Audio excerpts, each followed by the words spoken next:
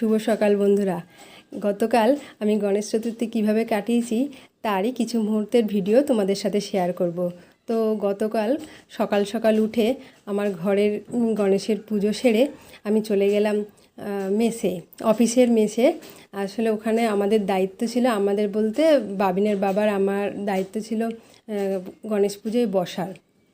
এখানে একটা নিয়ম আছে, আমার একটা ওয়ার্ড মনে পড়ছে, বিবাহিত দম্পতি, ম্যারেড কাপেল।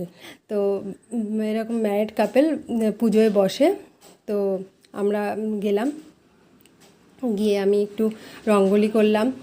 আর আমি না এখানে এসে না রঙ্গোলি শিখেছি, ওদের মতো অত ভালো পারি না, তো করে নিই কোনো রকম কাজ চলার মতন। তারপর যাই হোক হলো।